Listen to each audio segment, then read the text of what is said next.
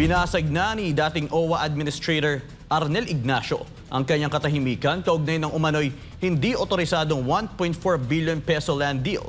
Alamin natin kung ano ang kanyang naging pahayag sa report ni Jason Rubrico.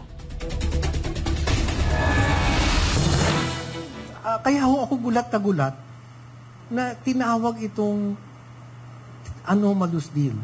So ito po ang katotohanan ng kwento. So kaya ako nagugulat sa mga pangyayari.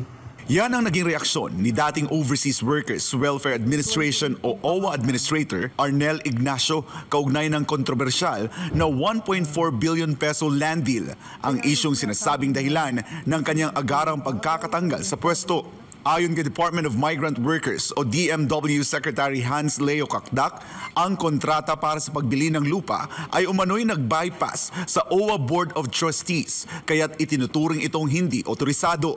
Ngunit itinanggi ni Ignacio ang akusasyon at iginiit na otorisado ang nasabing transaksyon para sa pagbili ng lupa na layong pagtayuan ng isang accommodation center o halfway house para sa mga overseas Filipino worker o OFW. Ito pong pinag-uusapan natin, itong umiikot at sinasabing transaksyon, 2018 pa ho ito nagsimula, ako pa lang IDA, at ang aming secretary ngayon ay siya ang administrator. So naisulong na ho ito, naipropose. And then napag-usapan din ito sa Senado.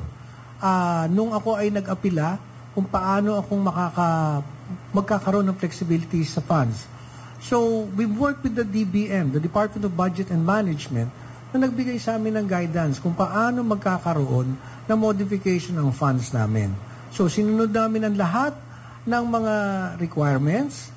At ito ay nakapasa na bigyan kami ng Special Allotment Release Order. At nagtuloy-tuloy ang proseso hanggang sa na-acquire yung lupa. Taliwas sa pahayag ni Kakdak, sinabi ni Ignacio na nagsumiti sila ng report sa Board of Trustees at batay sa kanilang dokumentasyon ay walang nilabag na proseso sa pagbili ng lupa. Aniya, nasunod ang lahat ng kinakailangang requirements. But let me tell you, to the OFWs I have been serving, hindi ko kayo pinagtaksilan. Ginawa ko lang ito para sa inyong pagmamahal at wala po akong kinita dito. Walang ganun ito. Because land bank po ang nag-assess nito. As our government financial institution, it's the land bank who assessed the value and it is exactly the amount that OWA paid. So, hindi ko maintindihan kung bakit kailangang araw-arawin ako, nakaliwat kanan, nakausapin kayong lahat, na paulit-ulit sasabihin na may anomalya ang aking ginawa. Samantala, itinalaga na bilang bagong OWA Administrator si dating Migrant Workers Undersecretary Patricia Yvonne Kaunan.